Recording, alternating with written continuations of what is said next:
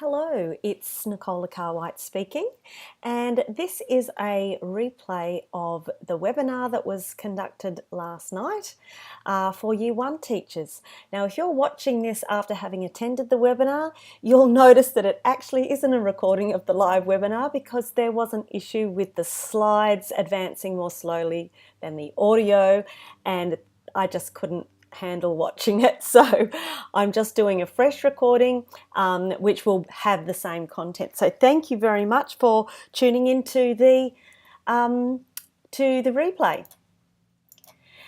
Thank you also for your dedication in doing this PD outside of your school hours. I'm sure your students and their parents would thank you for that dedication.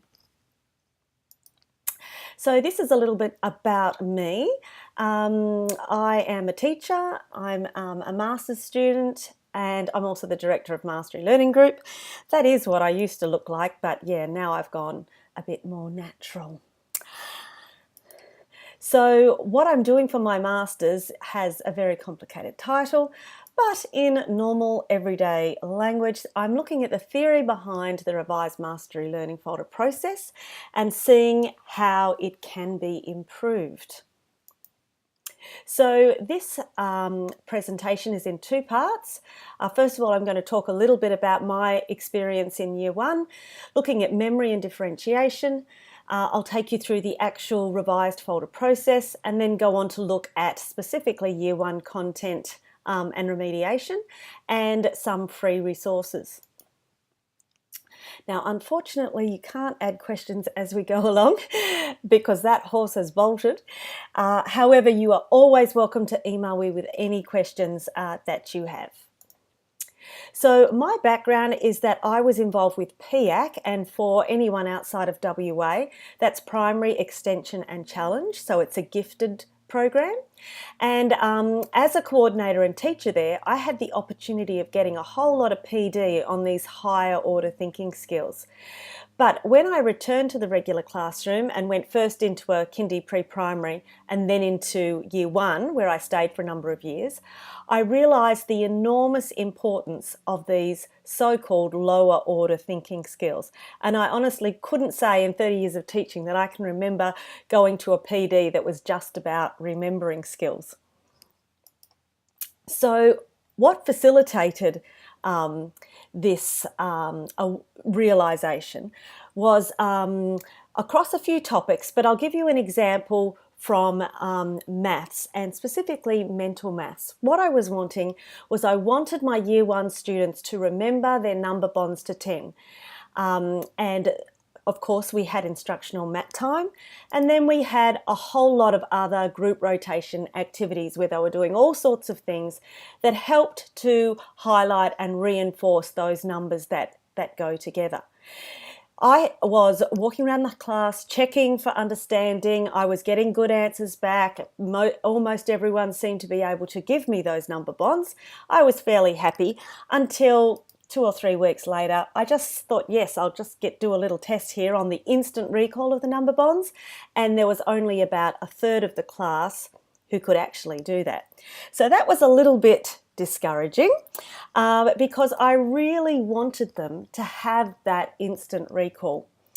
And you notice here in the green rectangle, once they had that instant recall, they could then look at sums like this and understand that, yeah, immediately they knew what 4 and 6 was.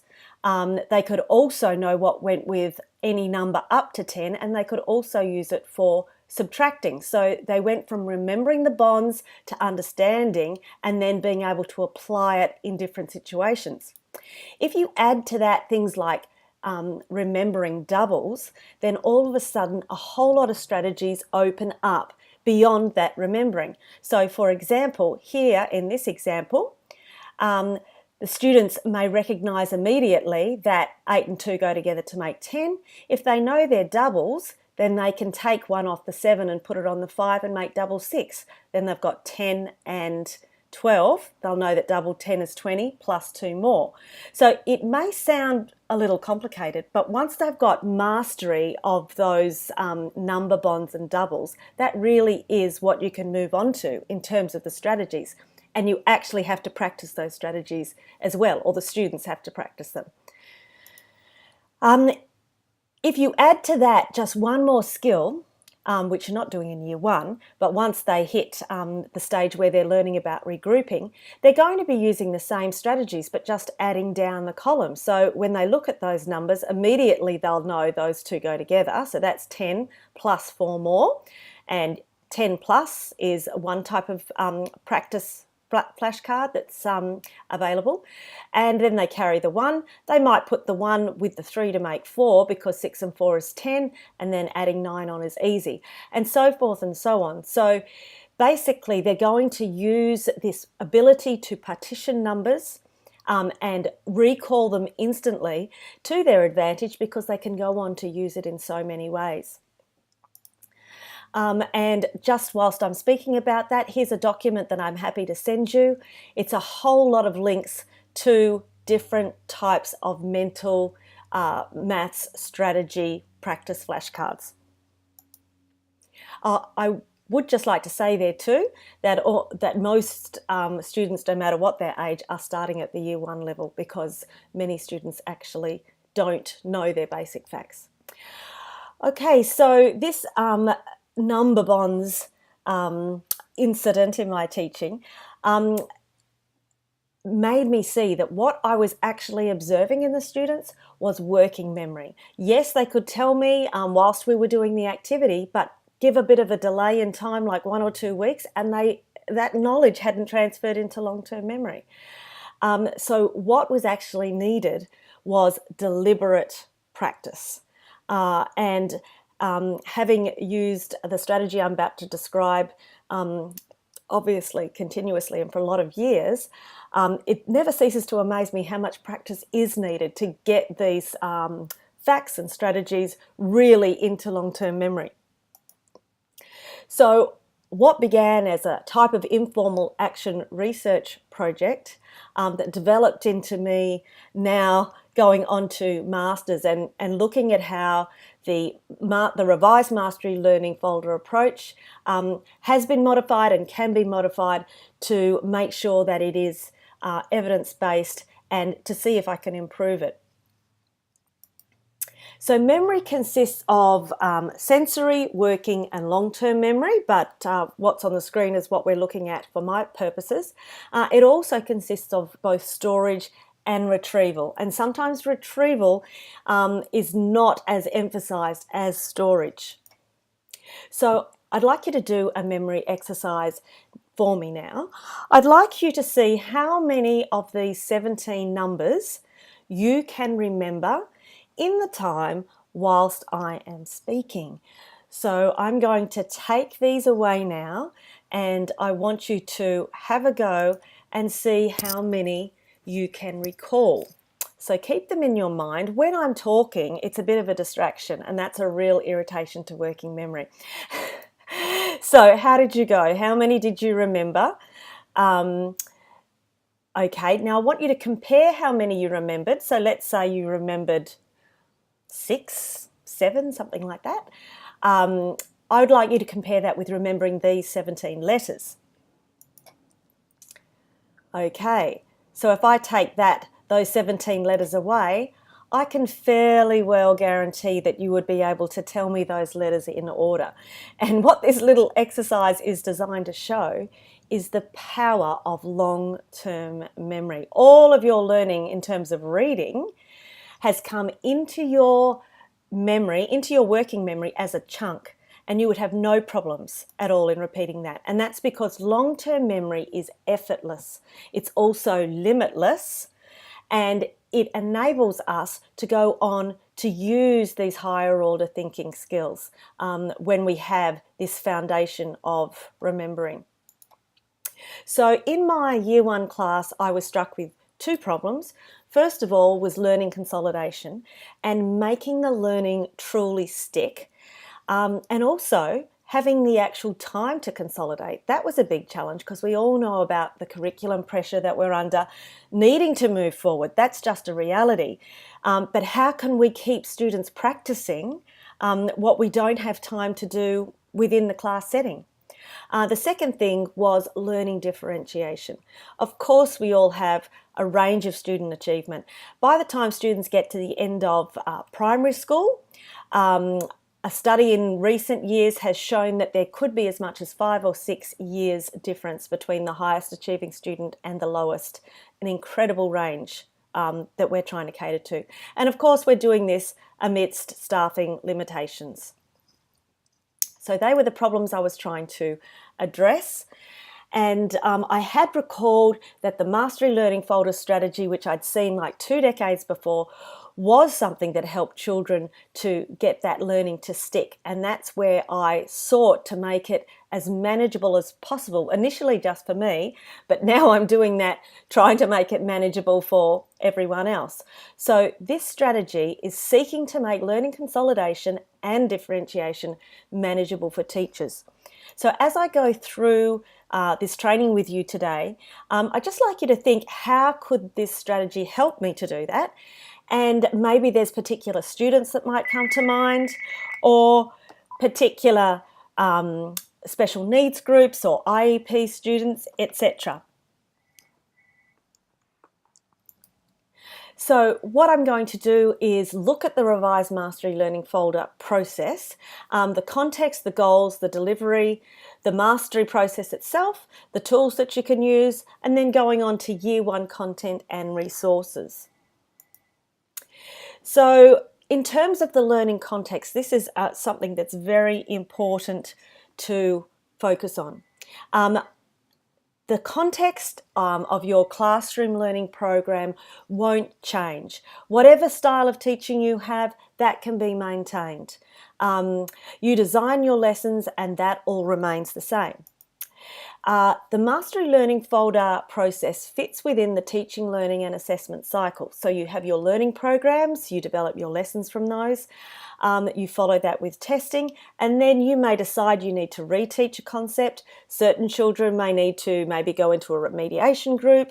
You can continue consolidating the learning, and you may have extension interventions. All of that is going on within the classroom lessons. However, the revised Mastery Learning Folder process is like a safety net under that. It actually enables you to drill down to an individual level of remediation, consolidation or extension. It's underneath the learning programs that you are conducting within your classroom.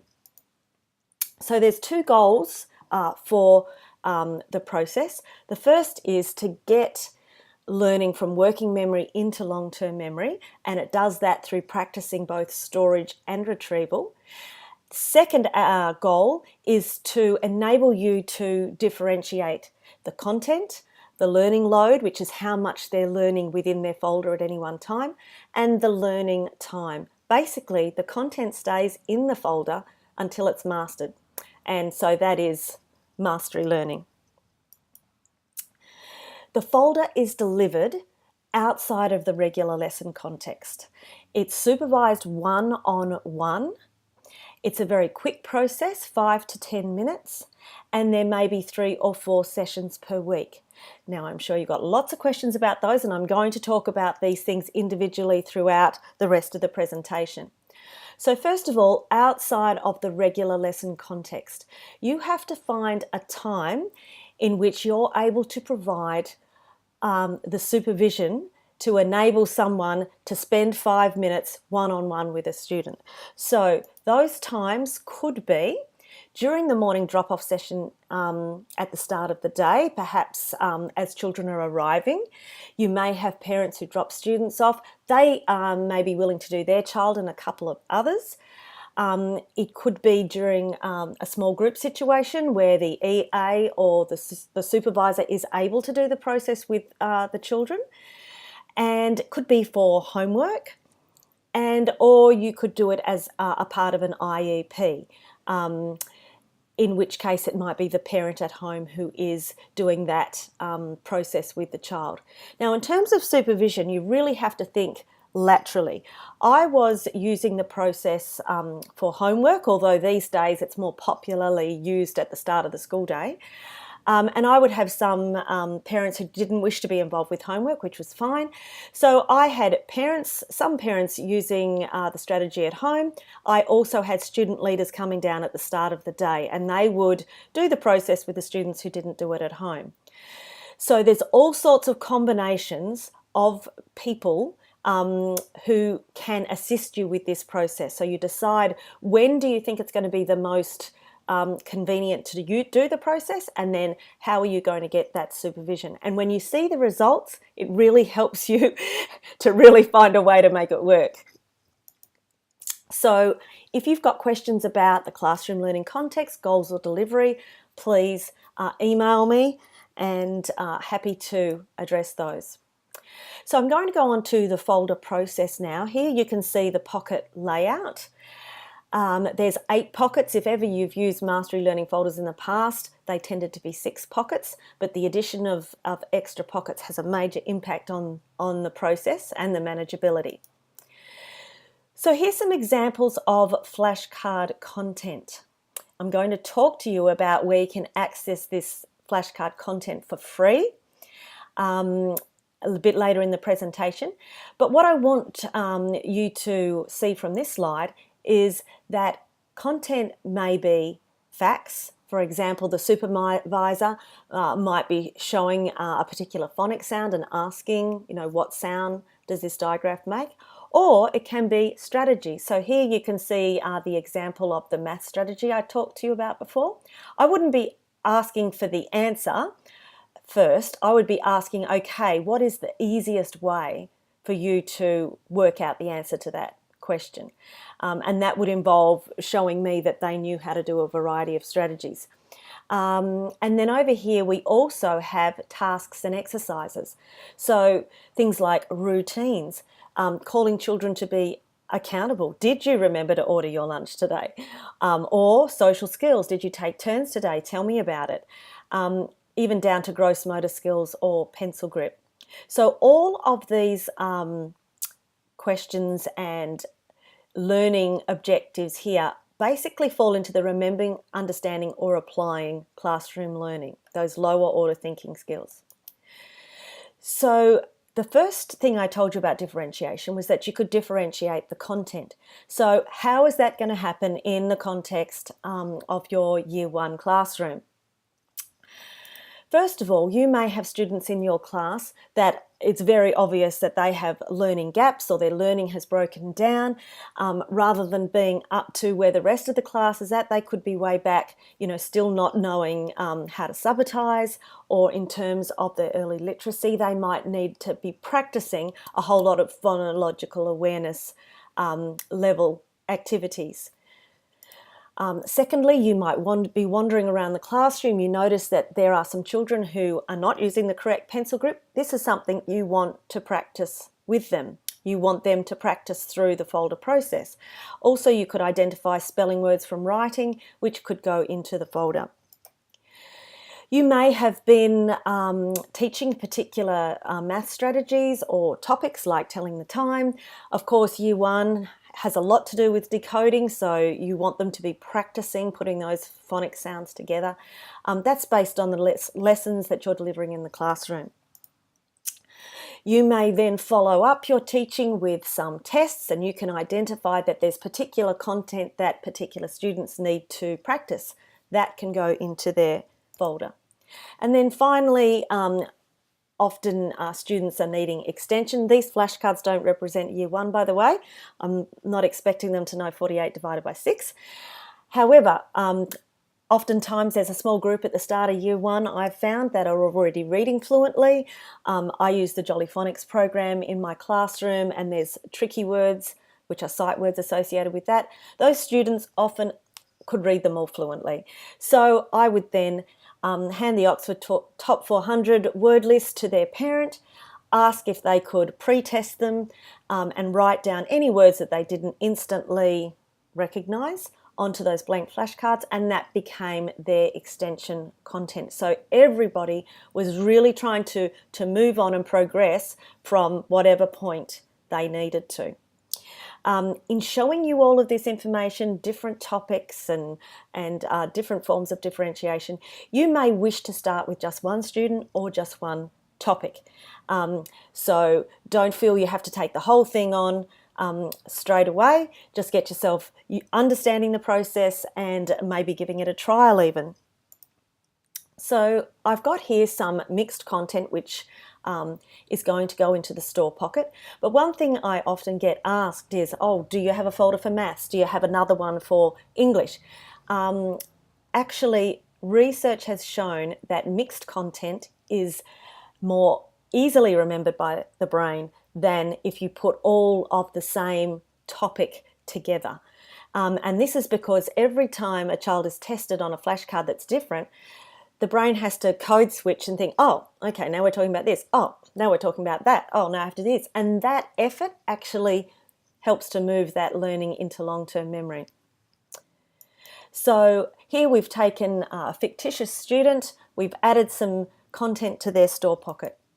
And here is the folder with content ready to go.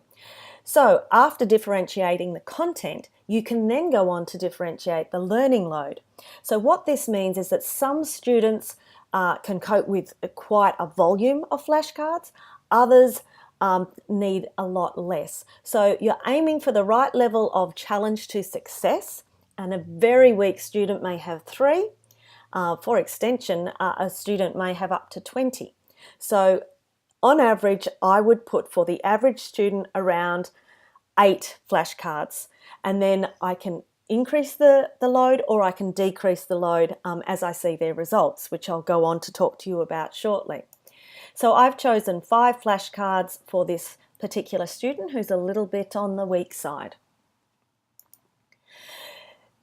The pockets that you see here with the green star are the only pockets that contain content that is tested and revised. Content in the other pockets is not. So here's the process. 2-step process, and the order is very important. The first thing that happens in the folder session is that the supervisor tests the student on the content in the active pockets. The correct answers may be evidenced by recall, or it could be an explanation, or it could be a demonstration. After the testing is finished, the second step in the process is to practice the content in the active pocket. So the supervisor can check for understanding and then assist the student to revise. So here is the very first session with content in the Hive. Basically, it's only when you begin the folders that the folder will look like this. After 4 or 5 sessions, the content is always spread out through the pockets. So test first, and if the content is correct, it moves forward to the next pocket. If it isn't correct, it is set aside. Correct and incorrect. The content that is not correct returns to the Hive. Then the testing is followed by step 2, which is practice, checking for understanding and assisting the student to revise. Now we're going to the next session. So that may be the next day, or it could be the day after that, depending on how many folder sessions you have a week. Like I said, it's somewhere around 3 to 4 would be recommended for year 1s. So we're going to, in the next session, we're going to test again. So incorrect, correct, correct, incorrect, and correct. The incorrect content goes back to the Hive. The parent or the supervisor checks for understanding and then practices with the student on the content in those active pockets. Now, one thing that I think the folder enables you to do, enables the supervisor to do, is to have those conversations with students about what learning is all about. So, for example, the fact that content is coming back to the Hive could be perceived in a negative light. However, as teachers, as parents, what we want to do is to explain that when any of us are trying to learn something new, it's a process. And this is a tool that helps them to practice, to remember. And of course, with the bee theme, with very young children, you can talk about the bees going to the flowers and coming back to the hive and making honey, making money. And you can use that analogy, but I think it's a great opportunity to talk about how learning is a process, and all that's happening is that content is going back to the hive to give it more time to be remembered. And okay, so now we're going on to the next session, and I just wanted to point out, if you haven't noticed, that we're always starting testing from the pocket that has the content that is furthest along in the process. And this just stops having to shuffle flashcards because they're always moving forward. So let's go with the next session, and that is correct, correct, incorrect, incorrect, and correct. And like I just mentioned, with this content returning to the hive pocket, it's differentiating the learning time. Basically, if the content isn't shown to have that instant recall or demonstration, it's going back to the hive, which all that is doing is allowing more time, because it has to go through all of those pockets before it gets to the test pocket to be formally tested by the teacher. And so it will continue going back to the hive until it starts to be remembered, and then you'll find that it actually is moving through the pockets every single session. It's moving forward. So the time is being differentiated. And of course, you follow that test with checking for understanding and revising.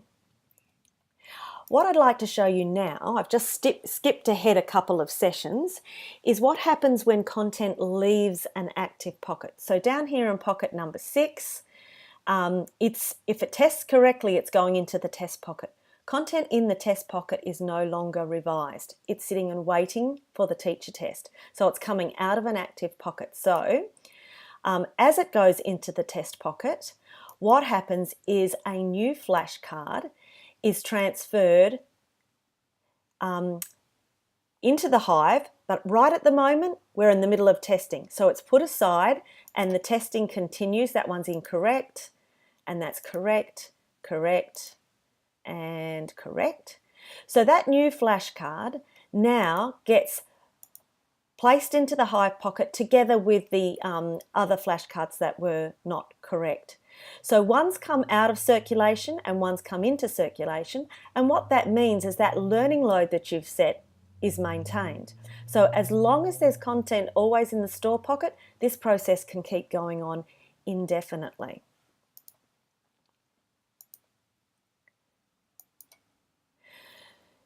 This is the only pocket that the teacher is going to test.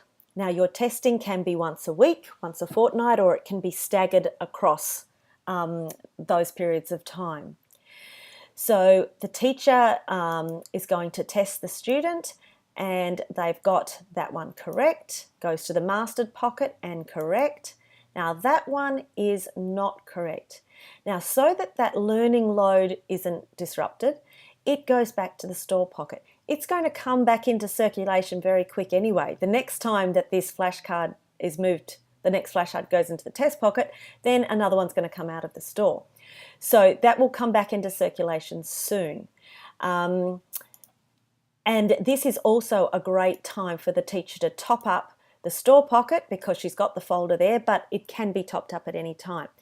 I just didn't want to forget to mention to you that normally once the content reaches the test pocket, it's almost invariably correct, because it's been through this quite a long process to get there.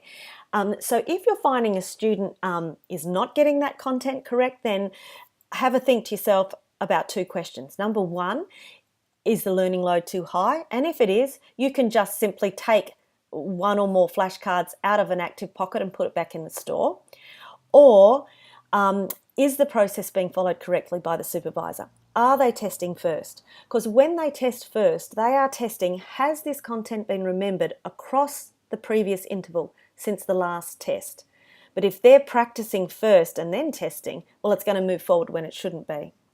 The other thing is sometimes parents are giving too many hints and tips. Once again, it's counterproductive. It's moving forward when it's not actually being learnt. So that's something to consider. This is an example of a recording sheet. Basically, it's on the website. It's an option to record the accumulated total of mastered flashcards. Even if you take those mastered flashcards out of the folder, put them in a Ziploc bag, for example, the student still has a record of how many they've covered so far. Sorry, just needed a sip of water there. And this is just a record of the sessions that have been completed that can be signed. Quite handy if the process is used for homework because you know how many sessions the student has completed. So why spaced retrieval practice? Well, you can see here in this classroom, the folder sessions are on Monday, Tuesday, Thursday, and Friday. So it's 24 hours between those days, then 48, 24, and across the weekend, the content interval, the testing interval is actually 72 hours. And now spaced retrieval actually makes the process harder. And according to cognitive science and Dr. Willingham, the brain is not designed for thinking, it's designed to save us from having to think because thinking is slow and unreliable. And what he's talking about here is thinking in working memory. So when you have 3 or 4 sessions a week and you space those sessions out, it actually increases the level of challenge. When you increase that challenge, it actually helps to strengthen retrieval. So if you repeat the same thought-demanding task again and again, the brain seeks to remember it to avoid that effort. Who likes avoiding effort? Me. And this is exactly what the brain is trying to do. So if we seek to just store learning, we think we know it. And who has done that, where they have revised and revised and revised for a test, but then they go to the test and you actually haven't practiced retrieving it. And then we go blank. So retrieval is the test. So a moderate challenge of retrieval forces learning into long-term memory. Now, comparing spaced practice to massed practice, if you were to take 40 minutes of revision of flashcards, supervisor and student and compare it to spacing it out for 10-minute sessions across the week, the spaced interval practice would be far more effective. Now this is showing you the folder sessions that are occurring across a 2-week interval. This teacher is testing once a fortnight. So you can see that there could be flashcards going into the test pocket, basically the afternoon of the previous test, and across all these days. So when the teacher actually tests the content in the test pocket, some of it's been there for 14 days.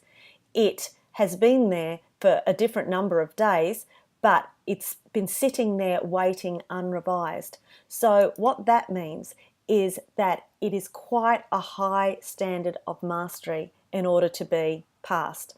The traditional mastery learning folders used repeated testing within the one session. The content could move through the pockets. So potentially content could be classed as mastered in 1 or 2 sessions. However, with the revised process using spaced interval training, this distribution makes it more difficult, and content is waiting unrevised for up to 2 weeks before it is tested and passed and determined to be mastered. So where do these flashcards come from? Well, you can make your own. You can use flashcards that are associated with learning programs, or you can join the free Flashcard Club. So this is what you'll see on my website. This is where you can download free flashcards. They are correctly sized. There's templates. There's learning content that's organised into junior primary, early childhood year levels. It's arranged according to the Australian curriculum. You can also access your personalised flashcard writer, who is me and my work experience student. So for year 1, I've just done a couple of screenshots here. You come into the Flashcard Club and this is what you see. So you head over to English and there's some examples here of some of the content that is in flashcard format. And here's some of the content for maths. You can see some of those strategies I was talking about earlier. And there's also a growing list of multi-age, cross-curricular or general capabilities type flashcards. So I'm moving now into looking at behaviour management, personal goals, routines, manners, all sorts of things that can also be practiced. There's the address down the bottom there if you would like to join the Flashcard Club. It's completely free. Just while I have your attention on the Flashcard Club, every flashcard that you click on will open in a new window. So sometimes people get confused because they try to push the back button, but they're not going anywhere. So just look up the top, you'll see a whole lot of tabs. You can go back to Welcome to the Flashcard.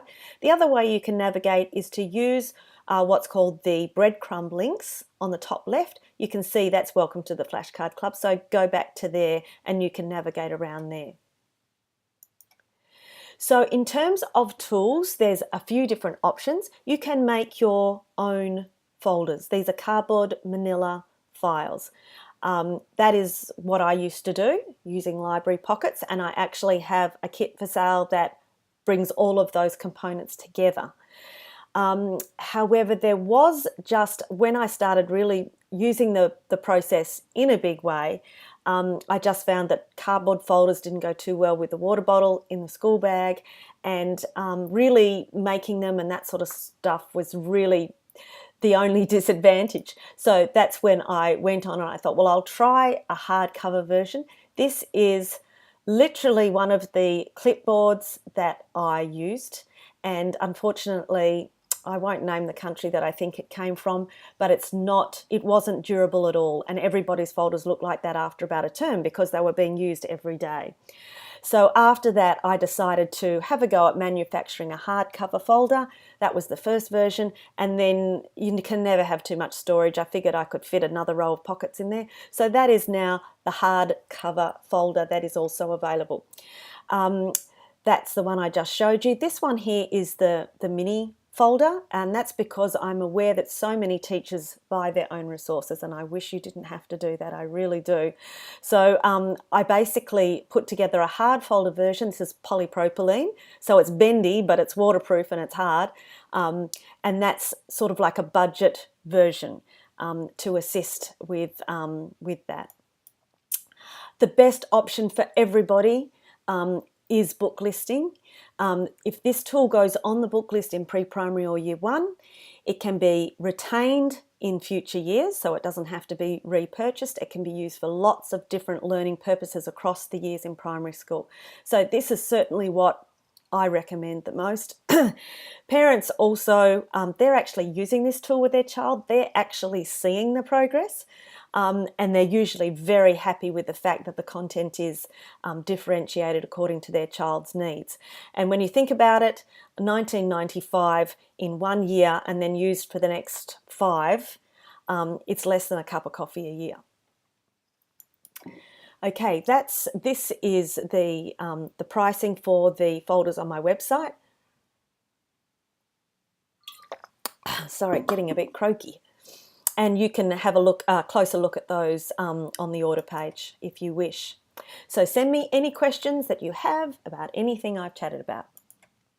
So I've got some supporting resources for you, and if you would like copies of these, as you're going to be seeing this on YouTube, I don't know who you are, but if you want to email me, I'm more than happy to send them to you. These are resources that can help you with differentiating.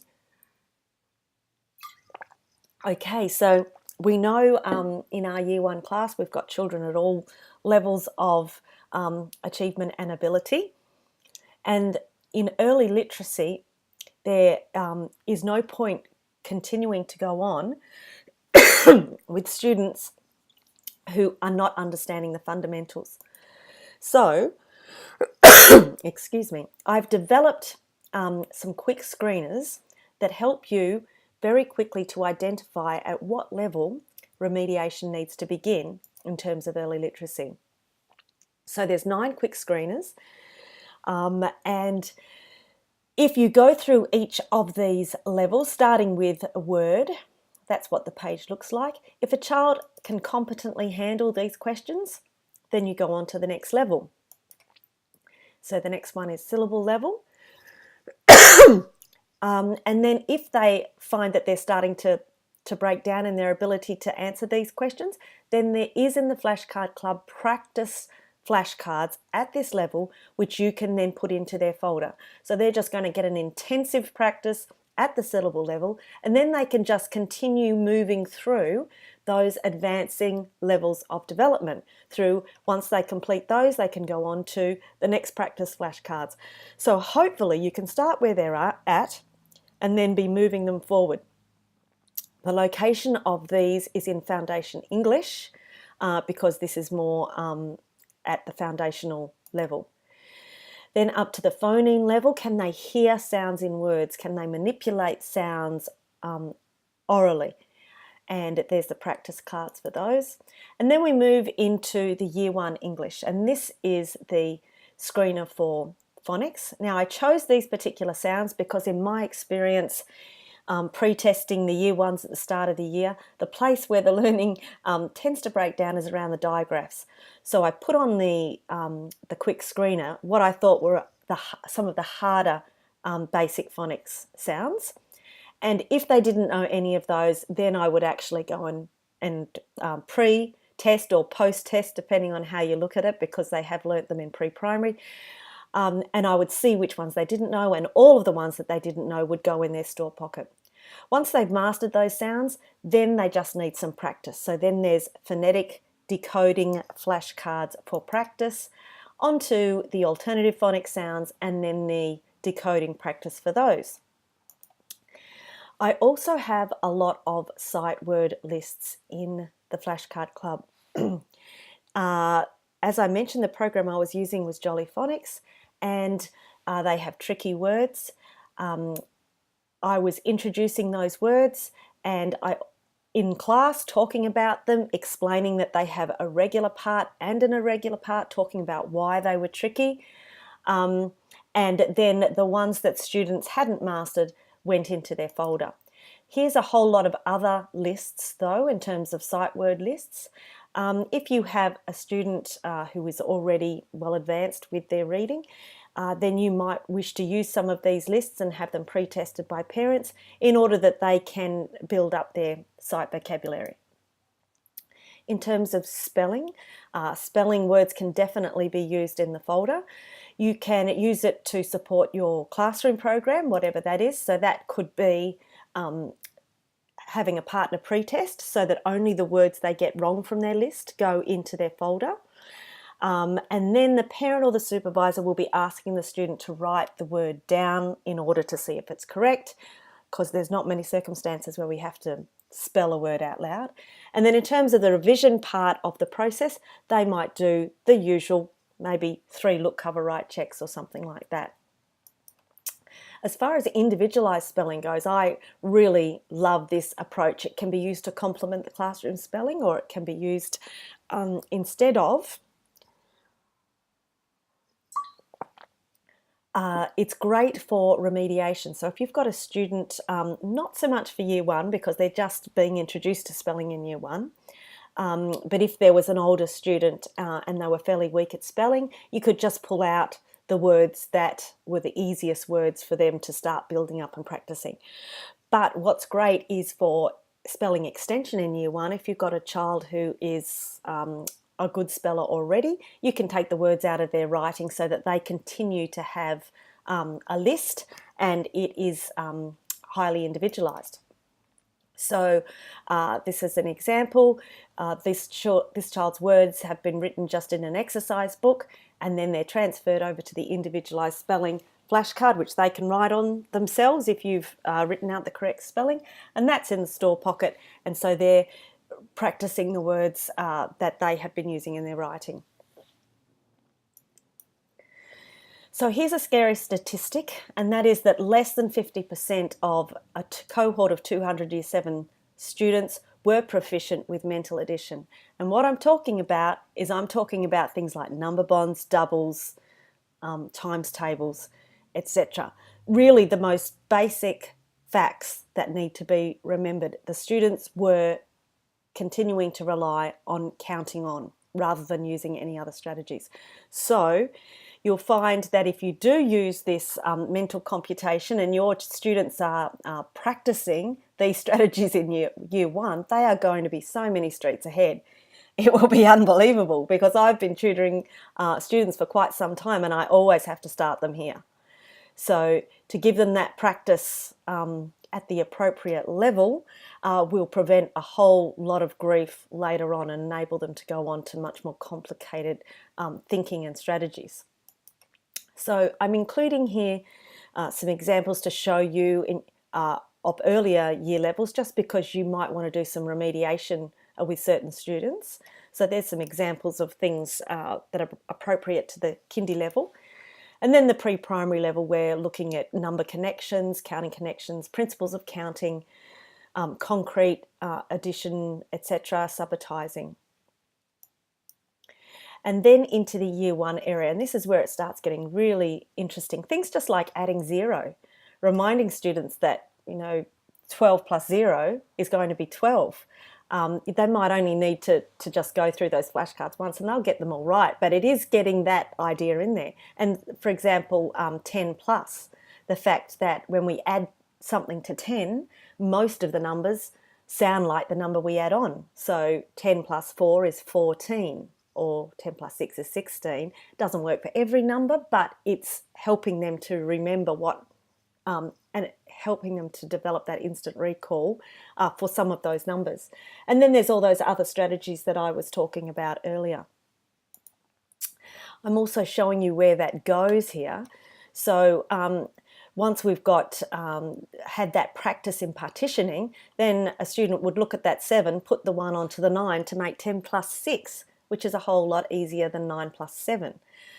Things like doubles plus 1. So to look at these numbers and say, well, I know what double 7 is already, and then I just have to add one more on. This is what's going on in their head when they have mastered those basic facts. Now, the folder process can be used across the curriculum as long as you can describe the learning that you want to happen, that the supervisor is looking for. Any learning goal can be added to the folder, remembering that we're talking about these lower order thinking skills down here. So here is the multi-age cross-curricular flashcards. I'm just going to go through some of these to get you thinking about maybe ways that you might be able to use it in a less traditional way. So first of all, behavioural goals. So it's good to be able to measure them, and this is just the characteristics of good behavioural goals. So have a think about a child in your classroom and whether you could create a goal for their folder which would help them to be held accountable for your greatest area of concern. Wouldn't that be nice? Okay, so here's some examples. Yesterday I kept my hands to myself when I stood in line. So what the supervisor is looking for is either no, sometimes, usually, or yes. That's what they'll be asking. So initially, maybe you might be going for sometimes, but as the flashcard moves through the folder, maybe you start getting a bit tougher and say, well, we've been talking about this for several days now. Really, I need to be hearing that, yes, usually you are keeping your hands to yourself, or you are definitely keeping them to yourself. So that's just some examples of different goals. So what this is doing is it's reminding them, this is the goal that I am trying to achieve, and I'm being held accountable for it because this supervisor person is asking me, what have I been doing across the last interval? Okay, here's another one, classroom routine reminders. So these are probably most applicable at the start of the year, but as a year one teacher, you're trying to get these lovely little munchkins into your routines and putting things where they're meant to go, etc. So you'd be asking them, did you actually remember to put your bag in the right place today? Did you find an activity when you came in after recess? Or whatever it is in your classroom that you would like them to do. There is also in the Flashcard Club, there's a word template of this version, so you can go in and put your own routines in. Now, things like pencil grip, people say, well, how can you test and practice a pencil grip. Well, what I would do with this one is that I would ask the child, as a supervisor, I would say, can you just write your name for me? And as they write their name, then I'd say, can I have a look at your pencil grip? And then I would show them the photo. Is that the same? Not the photo, the picture. Is that the same as the picture here? Are you holding it with 3 fingers? Can we improve that pencil grip? And then if they remember, great, move that flashcard on. Fantastic, you know, that's been remembered. If not, then you can talk about what the actual tripod grip looks like and practice that. Manners and social skills we can never have enough of. So these are just little questions that the supervisor can ask. Did you show kindness today? Who to? Now, you know, if you do your session at the start of the day, it might be, did you show kindness yesterday? Did you need to be patient today? Why? Did you say good morning today? Etc. So it's just getting them to think about how they are relating to other people. So please send me your questions about learning content, and also if there's some content that you think would be good to use, please let me know, because I'm always creating new content for the Flashcard Club. So I'm hoping that you can see that this revised strategy can assist students to remember and understand and apply, that you can use it to cater to a range of achievement and needs, that the focus really is on progress, starting from where the student is at. And I'm attempting at all times to try to make it as manageable as possible, because I know I've seen how effective it is. And I know also the flip side of that is the demands on teachers' time. Just remember that this is a tool. It's not a program. It's a process which can be used to support whatever it is that you're doing in your classroom and whatever you think needs to be practiced. So if you get in touch with me, I can send you a link to the Flashcard Club. I can send you some quick screeners. And if you've watched this PD, Cross Your Heart, Hope to Die, I can send you a PD certificate for that. The Year 1 webinar replay didn't work out so well, so hence the YouTube version. And there's my email address down there. And I'd just like to say that I'm broadcasting from Perth. So if you're in the Perth or surroundings, I don't mind a road trip now and then. I would be more than happy to visit your school and give you some introductory PD about this strategy.